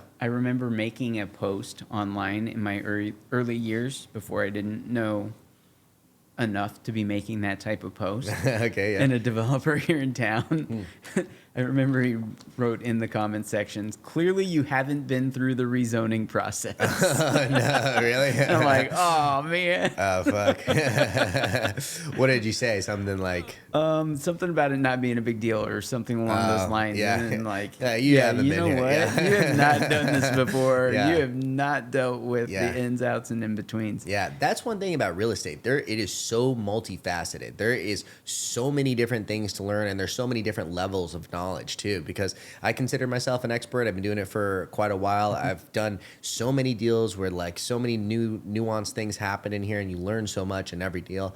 But at the same time, I haven't built something myself. I mean, that takes a whole nother level of knowledge. When people have like construction knowledge of like, this is this type of truss that works over here. And then, you know, all of these things. I mean, there's so many different levels of like intricate knowledge that like it's ever evolving. And that's one thing too. That's why like I try to work on as much type of real estate as I can too, is because like I want to be as an investor, like, you know, not necessarily invest in everything, but I want to have a portfolio of different type of things. So I try to just learn as much as I can in most types of commercial real estate as I can. I think that's smart. So when you say that you're learning all of the time, are you sitting down and studying something, or are you just learning through experience and by doing? Probably by doing, yeah, just from like paying attention more so. Like I don't know if you subscribe to Vizda. Of course. Yeah, so Vizda is like a great resource. It's given a constant report of this is selling and this is selling, and so having a good understanding of, and then also too the different types of like land you work on helps. You have to know about the actual improved product as well, because if you don't know anything about that, you're selling to someone who is trying to build that improved product. You've got to know that, and so and also too I've helped buy and sell improved properties as well. And so just doing that to, you know, again, as a part of it's great relationships that I have, and I've got the capability to do it. And so like I'll help people out that way, and then just, you know, learn as I'm doing it as well. That's cool. It reminds me of, so Larry Cooper from Toastmasters gave me this thing. It's the Sandler's sales system. Did you ever hear about that? Sandler's sales system? I don't think so. It's really cool. It's basically systems and procedures for selling. And he was always pushing on me about be the dummy. Like, you have to ask questions. Yeah. It's like, if you think it's a dumb question, it's probably not a dumb question, but ask even the dumb questions. Yeah. And it's interesting, just like the different portions of the sales cycle. Yeah. But just asking those silly little questions. Yeah. And that's what's been super helpful for me. It's super important. Ask it as many questions as you can. It's almost like this, like the Socrates approach. Like, come from a place of ignorance and ask a lot of questions. It's how you learn stuff. Absolutely. Yeah, for That's sure. cool. Yeah. I'm gonna implement that into some of my cold calls. Now that it's funny, like, see, this is helping me more than it's helping anyone else, I think, right now. Yeah. Because it's like, oh shit, I haven't thought about that in a long time. Yeah. Exactly. Right. Yeah. All of this just helps. It's another, you know, practice in communication, practice in meeting people, talking. You know what? Another thing is interesting. You know, we've been friends for a little bit. Maybe we'll talk in different situations over the phone and stuff. When without this type of setup or this type of situation, would we be like, hey, you want to just meet up and sit down and talk for 2 hours? You know, it rarely I mean, it never happens. Never. Yeah. With any sort of friends or anything, even my closest relationships. You know, so really interesting way to do stuff. Dude, I'm starting one. Like, there's no doubt. Got to. Have to. 100%. Yeah. And the constant pursuit of becoming better, too. It's like, you know, I'm probably going to become a much better podcaster. I'm probably going to be a much better podcaster on episode 100 than I am on episode 10, you know? Are you a big Rogan listener? Do you listen to all of them? Yeah, for sure. What was not every single one of them, but like I do listen to a lot of them. Okay. I listen to almost all of them now. Oh, nice. And there was one that they were talking about the cadence and consistency of people that do podcasts. Was it over 30? If you do over 30 podcasts in 1 year, you're in the top 2%. Oh, wow. Interesting. I think that's what he said. That's like one every 2 weeks. Yeah. That's not that so you much. just basically, you do it for a year and you're in the... Wow. That's pretty good. I'm doing 2 a week right now. See? Yeah. Plus like some other people's occasionally. That's awesome. Yeah, it's just like anything. Like we were talking about before, just like the like slow perpetual growth on things. Like you mentioned you're doing yoga. How's that Dude, it's going so far? good. Yeah. I got in there the first time. Sorry, and one me and thing, my buddy- maybe like keep it about a fist distance away. You can move this back and Watch forth this. too if you want. Watch this. I'm doing it. Yeah. Watch this. Is it sexy? That's real sexy. Okay, thank you. What is the audience hearing? Can they hear us? They hear exactly what's in your Oh, headphones. shit. So, yeah. Awkward. It's like, hey, you. Hold on. Yeah. Yoga is so cool. It's great, literally, isn't it? Literally, my buddy and I went in there and we're like, all right, we're just going to give this a try. Mm-hmm. And luckily, it was me and then my buddy and then this girl. Mm-hmm. And this girl, her name's Kirsten. And she's now like one of my really good friends because nice. I've been doing it for about 7 months. Nice.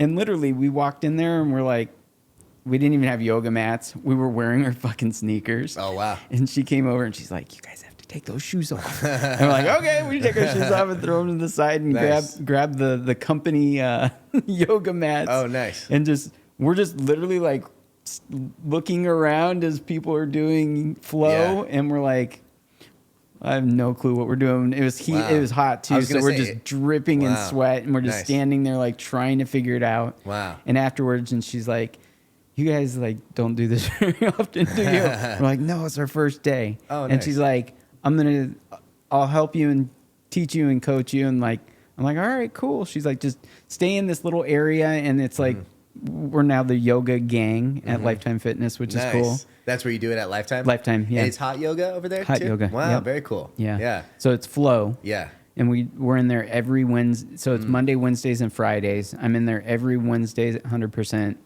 Mondays, I like to do different classes and mix it up a little bit. So every Wednesday, I'm there for sure. Nice. But my body feels so much better. Yeah. It's amazing. So much better. Yeah. Like, and that's the only thing I can really attribute it to. My shoulder was all fucked up. Oh, you didn't hit the button. Was up. Exactly. Yeah.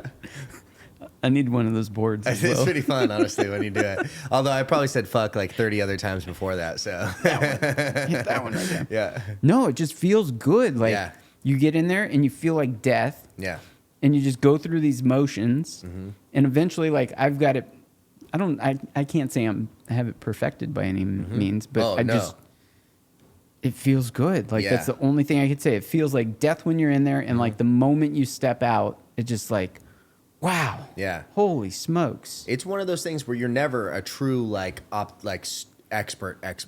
You know, it's just like real estate. There's always different things or different types of real estate that you're not a complete expert at. Or like in jiu-jitsu, like once you get to a black belt, they talk about it's important to maintain a white belt mindset because even though you've reached a proficiency, you're still a complete novice in so many different ways. And there's people that are certain experts in a million different things that you're not an expert at. And yoga's the same. It's like you can get to a point of like really high proficiency, but it doesn't mean you've got to always sort of, that's like maybe part of the yogi mindset is like always a learning mindset. And you know what, actually, there's like, my girlfriend tells me, because she's like a yogi as well, there's like this thing called like the 8 limbs of yoga. And I think 5 of them are not posture based. Like it's sort of how you live your life. Yeah. Mindset type things. And yeah, so it's much more than just getting in there and like stretching for a little bit. Yeah. But I love yoga. I've been doing it like I've done it a little bit throughout like college. I was like able to do free classes just from being a student, and then I like did classes here and there. But then last year I injured myself in like June or something, and then like right around like August, September, I joined a yoga gym, and initially I was like, oh, I'm just going for like a nice little stretch session. You know, it's like going to be nice and relaxed. I signed up for a 90-minute Bikram class, and I was like, oh, we're just going to go stretch. It's going to be nice and easy. I go there. About like 30 minutes into it, I'm like, I may fucking pass out. I may like go unconscious. It's extremely difficult. Yeah. And especially at the very beginning, like you're like muscling the moves and being like super tense. You're not really like kind of letting into like the expression of the posture. And so it's way tougher than you think, but it's been great for me too. It's like feels great on my body. I'm to the point now where like I feel it when I don't go. If I miss like a week or something, like I feel like my back's tight, my hips are tight. I'm with you, especially in my hips. Me too. My hips are so tight. I think it's because we sit down at the desk a little bit. I think so. Yeah, it's in the desk, in the car. You're just always sitting. We're in this posture all the time. Yeah, that's funny. Where do you go? I go to the Foundry. Okay, Yeah. cool. Mm-hmm. Yeah, very cool. I like them a lot. There's a few different locations. One in Arcadia, one in Tempe. I'll go to whichever classes fit. But I like the flow classes a lot. I'm not sure how they do it. It's probably maybe similar. But the flow classes are like whoever the instructor is, they'll just run you through a flow of mostly, and I've talked to some of them, it's like whatever's bothering them in their body, they'll just do sort of a flow for the class, and that ends up what it is. But it's always different because they're just going through a different flow. Yeah. And then the Bikram, the 90 minutes, always the 26 and 2. It's the same 26 postures with 2 breathing exercises. And have you ever done the Bikram before? I've never done the Bikram. It's fucking tough. I watched the documentary. Yeah. Which was something. Yeah. But I've never actually done the practice. Yeah. So he's hey little kitty. You gotta guess appearance. Hey baby Jeej. Hold on. Say hi to your audience. Hold that thought. Ready, set, go. Look at her. She's podcasting. Gigi, speak to the audience. Say something. Speak. Not so much. I thought maybe she'd say something. For the listeners only, there was a cat right there. I love it. Yeah. So Bikram essentially started a cult, right? Yes. Yeah. So I watched the first beginning of it, but I lost, or I didn't watch the whole thing. Super interesting. And actually, so there's one teacher at the Foundry who's a direct student. I don't know what it would be called, like a direct lineage from Bikram, was one of his students, like one of his like teacher students. And it's interesting. It's like almost like religious how dogmatic certain things like that become, because it's just yoga. And you'll see from other yogi practitioners that they like to allow a lot of freedom within the movements. You know, like a lot of the times you'll get in downward dog and they'll just say, take whatever you need right here. Right. If you want to pump out your ankles, you want to do some stretches, wiggles, take what you need right here. But with this particular teacher, she's extremely strict about the particulars of every single posture. And the first time I took a class from her, I was sitting right next to this girl who was clearly an expert. I mean, an expert by my level. She'd been doing it for a long time. Incredibly, like, flexible, was doing, like, these positions that, like, were, like, full expressions of the position. I don't know if you've been, like, standing bow, where you, like, extend out fully, or just some stuff that's, like, I can't do. I'm just not flexible enough to do. So she's always obviously been doing it for a long time. And this teacher was on her to make sure that she's tightening up these little tiny positions and all of it. And super interesting. It's crazy. That was my takeaway from the movie, and it's been a while since I watched it. But like, you do it exactly right, or you don't do it at all. Yeah, that was kind of his mindset. Yeah, and it was kind of a mind fuck. Yeah, yeah. As far as him training the people who were going to be the trainers. Yeah, and it was intense. Yeah, it's worth taking a class though, for sure. I mean, anything that causes that sort of ripple effect in humanity, there's something good to it, you know. And that's what's interesting about the cults too. We got a little kitty coming on. Hey, you crazy Gigi. She's just gonna be one of the main guests for any time. Here, like, she's gonna work on the soundboard. Yeah. That's one thing we gotta make sure. Hey, you cat. Just kidding. Wait, what are these other buttons? You want to see? Yeah, so, let's play. I'd like to thank our sponsor, Liquid Death. And then this one. Oops. Here we. So I haven't gotten it down perfectly, but. Ladies and gentlemen, welcome to the ball game. We are here live at Wrigley Field. And then this is like here's something else. I think Gigi's trying to eat my hand. Yeah, but a bunch of crazy shit. And then I think I've got actually a recording here. penis. That's awesome. But yeah, yeah, that's one thing that's interesting about like anything that's culty actually is that there's true good in most of the cults. That's like what For the camera. hey, no bite. Oh, shame on me. Sorry, you're not allowed to do that. You're not You allowed play to with do her, but that. we're trying to get her to not to bite. Sorry. She's a biting little kitty. Mm-hmm.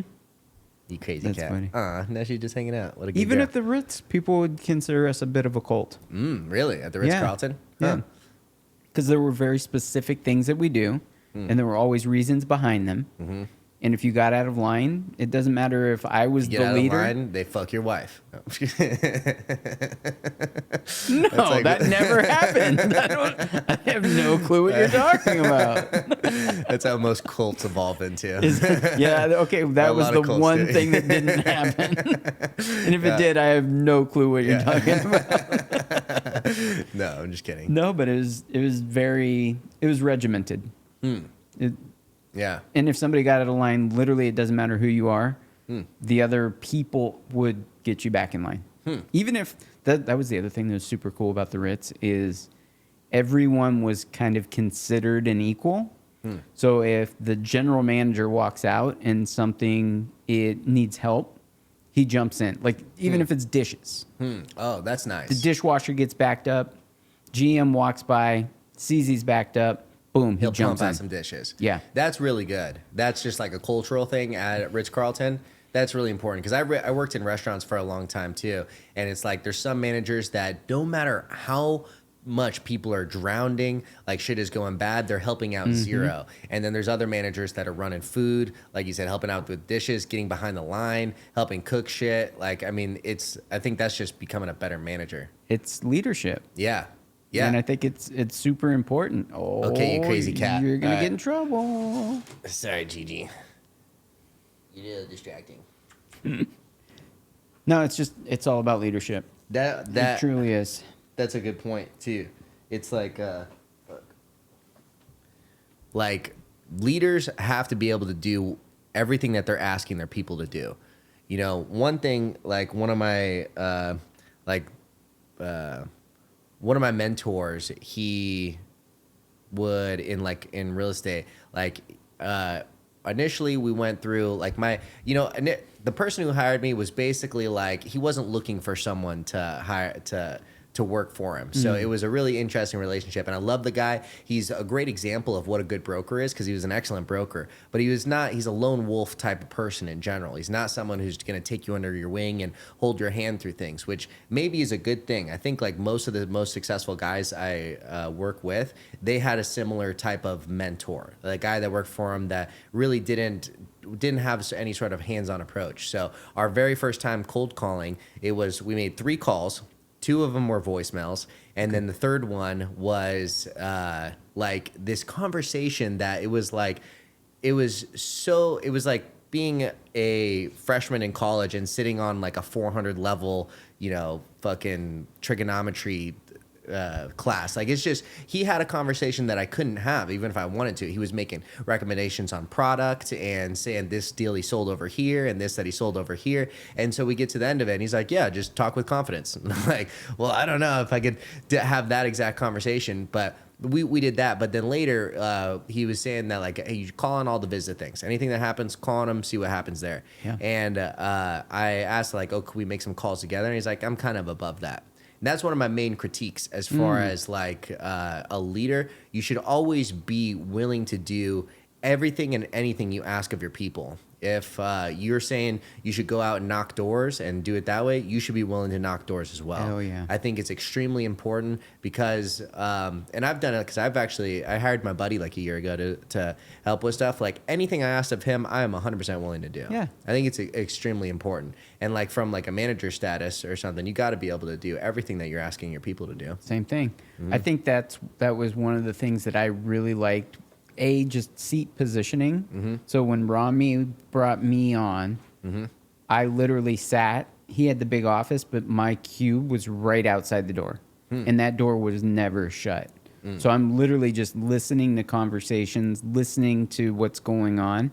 And that's what really helped me, because Nice. it's just like, all right. And we did sit down a few times. We had a coach in addition to, so we would go in and practice calls with coach. Oh, nice. Which Wow. was kind of cool. Yeah. It wasn't my style. I found my own coach and hired my own coach. Oh, wow. We kind of came up with something that was more me versus kind of that LA, New York, shove it down their throat, cold Ooh, call that yeah. I'm like, not you. I wouldn't, this doesn't feel good. Like, Yeah. I want it It's to, got to be organic. It's got to be. It's got to be authentic. That's the perfect Yeah. word for it. Authenticity is, I remember getting in so much trouble for asking the question, how are you? And then this guy goes, do you really fucking care how they are? And I go, well, yeah, kind of, because that's how I'm going to set the tone of this. Yeah. And he's like, okay. So then the next time I saw him, he's like, hey, Eddie, how are you? And I go, do you really fucking care how I am? And that didn't go over so hot. Oh, wow. Yeah. Yeah. It's like, dude, like, It's we're gotta all be, humans. Yeah, exactly. It's got to be authentic. And that's one thing that's a main difference between real estate and maybe like cold calling stocks or something. Like if you're like a stockbroker, the stockbroker, you can pick up the phone and make more money by the time you hang up. That's not the case in real estate. You're literally building a relationship. 100%. I'm actually curious like how you're doing. And like, or if I want to work with you, I also want to work with people that I genuinely like. That's one thing that's also nice about this. If you work with some fucking asshole, you can just stop working with them or say, sorry, I don't think this is going to work out. We're not a good fit for each other. So like, I really want to, and building relationships is tough. Like you've got to build relationships over years. Like my first listing was a guy that I'd been talking to for 2 years, and then he listed the property with me. And that's how most of my deals have gone. It's been guys that I've been talking to for a very long time, and then we eventually do a deal because we've built a relationship over years. I mean, it doesn't happen over a single phone call. I'm not going to be like, hey, buy, sell, okay, contract, boom. It just doesn't work like that. I like to equate it to dating. Yeah. And the marriage portion of it, like so first you're going to talk on the phone, then you might text a little, then you go for coffee, then you go for dinner, and then you go out on the full date and do the whole thing. Yeah. And then eventually you get married, which is selling the building. Yeah. Or helping them buy a building. Sure. Yeah. They're actually doing a deal together. Right. Trusting you enough to make it happen. Every once in a while, you're going to have that first interaction and it's love at first sight and you get married. Yeah. I haven't had that happen yet in real life or in relationship.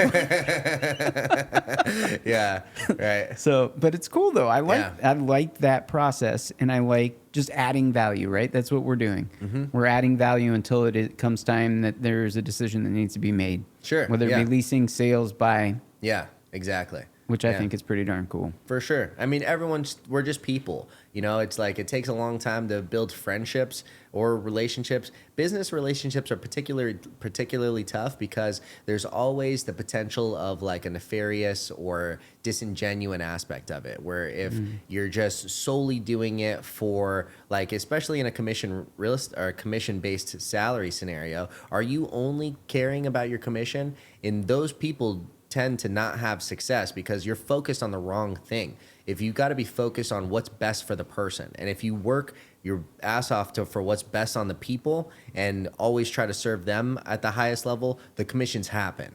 You know, if you're only thinking about how am I going to make money? How am I going to do this? It doesn't work. And I've met with people like, well, we're meet at a property together, and the other person is such a hard-nosed seller where they're like, well, you got to do, I mean, they're just fucking trying to shove it down their throat. And it's just the worst way to do anything because it's so disingenuous. It's like they don't care about what this person's needs or interests are. All they care about is doing a deal. And so, yeah. Somebody, and I think it's my friend Corey Zelnick's, introduced me to this saying. It's called commission breath. It's like they could smell it on you. Like if you're desperate for it, you got commission breath. You got commission breath.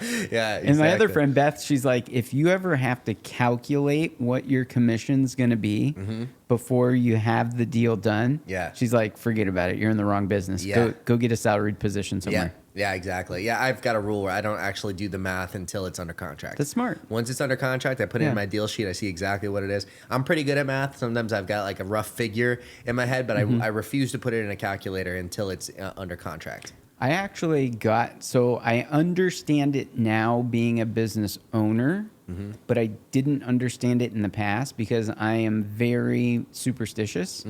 So I wouldn't even plug my numbers in until the deal was like day of close. Oh, wow. And he's like, how can I forecast Yeah. all of my stuff if you have nothing in the pipeline? And I Yeah. go, the moment I put it in that fucking pipeline is when the deal's gonna fail. Yeah. And Oh, like, okay. I even did it a couple times and I'm like, all right, everything's in there. It's the way it's supposed to be, quarterly meeting, this, Yeah. that, and the other. And then the next day I come back and I'm like, that fell out. And he's that like, sucks. I don't care. Keep putting them in. And I'm just like, that one fell out. Oh, no. Well, that's the other thing I think is worth mentioning. How many deals actually go the distance? Do you yeah. track your numbers like that? I've had a lot more deals fall out just recently or in the past year or more. I think, I had a big number of deals fall out right as soon as all the rising interest rates happen. Yeah. I also work on a fair amount of speculative properties where the whole goal is to buy and wait for future appreciation. And with rising interest rates and general uncertainty in the market, those all fell away. Yeah. And so that happened. And then I've had more than usual people just tying stuff up to try to make it happen and aren't making it happen right now. So, I mean, it's tough. There's you're trying to sort of bridge a gap between what was possible like first quarter last year and what's reality right now. And some sellers want what was possible then, and it's just not possible. So some guys who bought 10 years ago or even 5 or 6 years ago, they're still willing to make it work. You maybe just have to give a slight price discount compared to what was possible early last year. Other people, if you bought early last year or if you bought like early the year before, and don't get me wrong, there was good deals that happened even in those times. I mean, there's the whole spectrum of it. But if you have a really high basis in it and you want to get a number that's just not possible right now, those deals are just tough to make. And that's a lot of sellers right now, I feel like. No, I'm with you. Yeah. I'm with you. We are on the same page. Yeah. It's just how the market works. So It's going to be interesting to see kind of how the next year shakes out. it will be very interesting. Yeah. I don't know. I feel like every market is look at this little kitty making a guest appearance again. You crazy cat. I knew that was about to happen. Do you know how many keys there are? How many black keys there are? This one I think is a 56 key, but I think a normal piano is a 88. Is that correct? No, or just black the keys? black ones. Yeah. On a full-size piano, I'm Yeah. not sure. 36. Okay. Have you ever been, the name of it's escaping me now, Putt Shack? Putt Shack? Have I you don't ever think been so. to Putt Shack? So Putt Shack is up at the Scottsdale corridor. Okay. We did a team building thing there last week. And literally, it's like, think of putt-putt golf on steroids. This is such a good tune. All right, Gigi, you're going to get off. Gigi, come here. All right, get down. She's like, no, I'm playing. Yeah, this crazy cat. So picture, it's all indoor. It's 2 stories, huge bar, food and beverage area, and then just kind of surrounding it are like these putting greens. And it's all indoor that you get the ball with the chip in it. So depending on how you putt, if there's different obstacles and stuff you can go around. So you can get like bonus points or points deducted. And it's just like this all around fun thing. But some of the holes are trivia holes. So you hit the ball and then it lands wherever it lands. Then it asks you a trivia question. And you either have to go this way or that way based on what you think the answer is. Oh, interesting. And then you lose points if you went the wrong way. Okay. Because the thing. Yeah. But one of the questions was how many black keys? Oh, wow. 36. Huh. Okay, do you know that I one? did not know that one. Okay, but you learned it on But that. I learned it on it. I thought it was 24.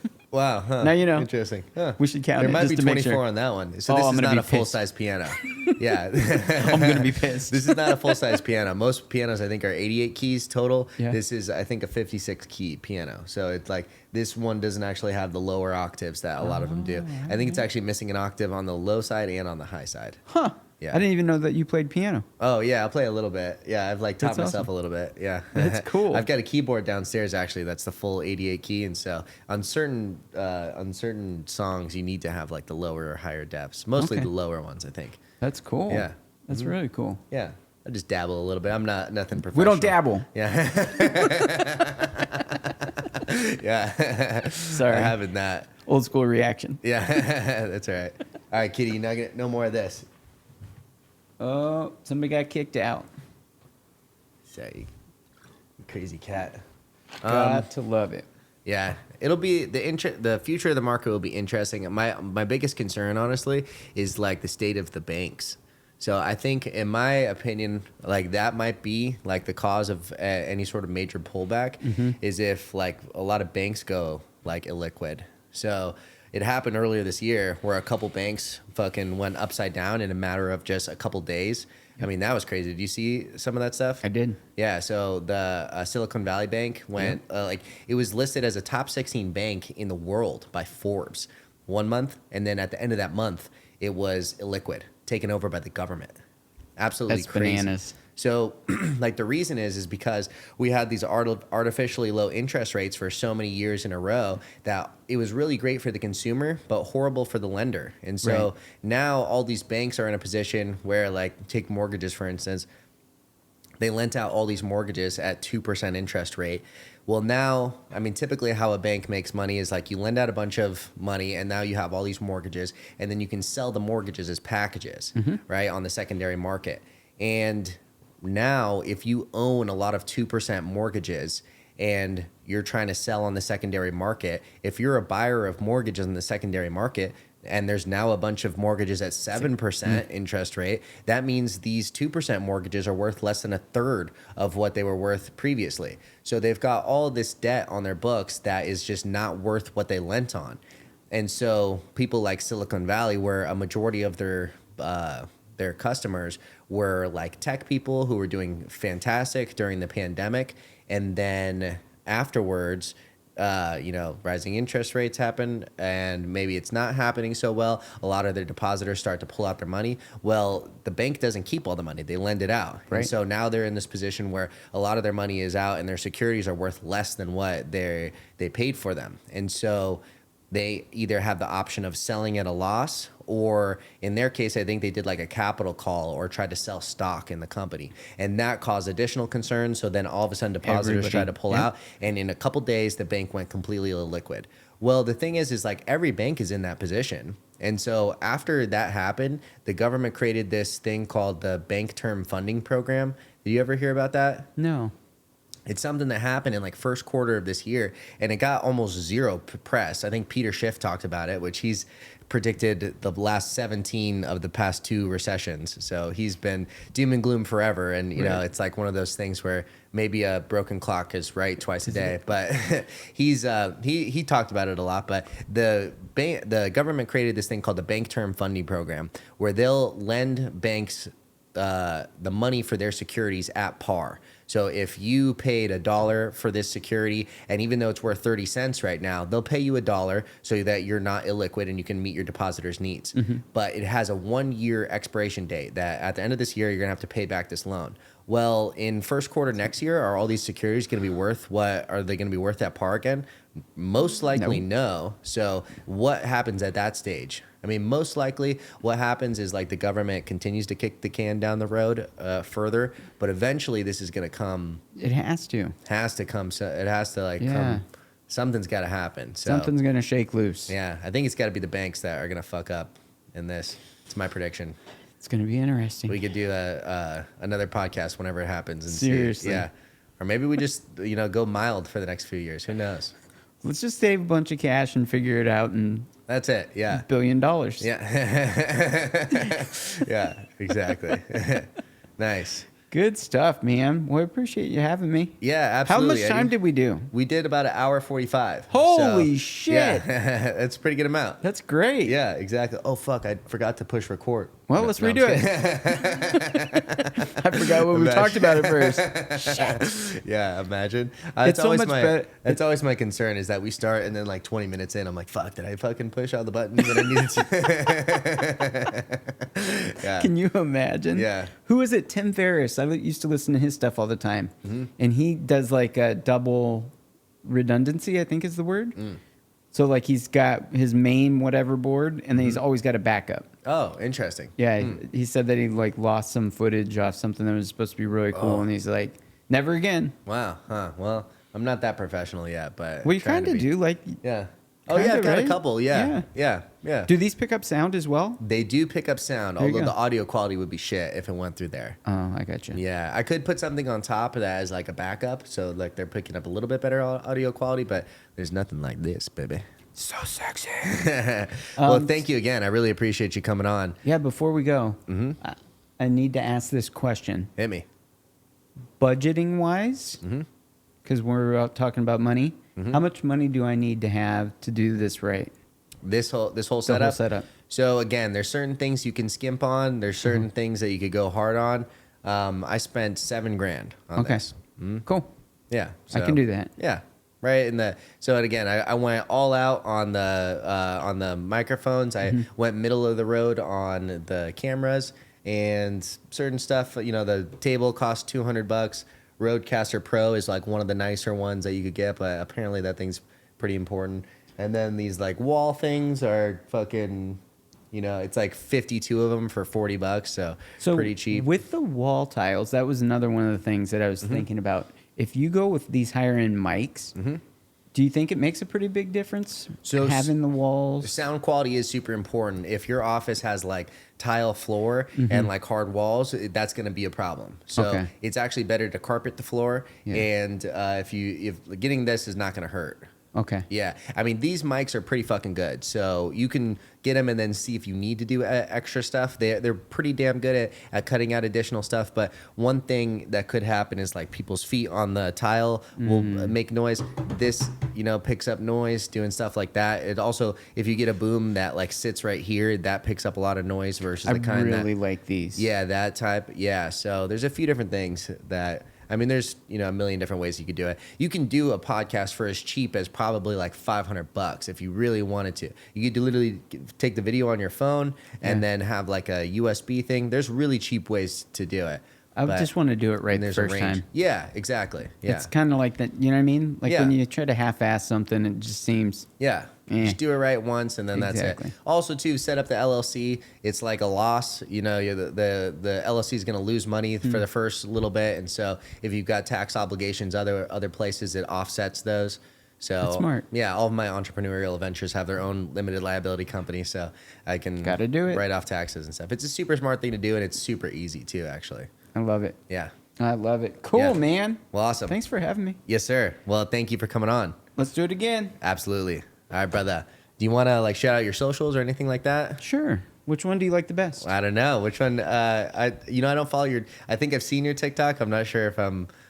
Most of my For You page is like. You know what sucks about TikTok is they make it hard to be able to direct message. So to direct message, you have to be following the person and vice Oh, yeah. versa. So it's like that one little hump that I don't like about it. So I always mention Instagram, Okay. which yeah. is AZ Commercial Real Estate, one word. Nice. And then I just went AZCRE on TikTok. Nice.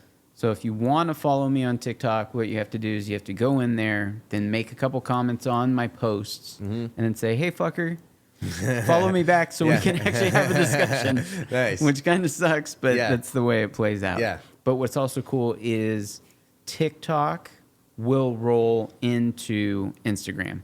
So you can follow it there. You click one button, go over to Instagram, and then you can message Nice. me from there. So Awesome. Yeah. Well, thank you very much for coming on. It's a pleasure having you. I look forward to episode 900 when we've both got our 9-figure real estate portfolio talking about this Game on. back in the day podcast. I love it. Thank you, sir. all right, I'll talk to you later. Well, ladies and gentlemen, this has been the No Credentials podcast. Thank you very much for listening or watching.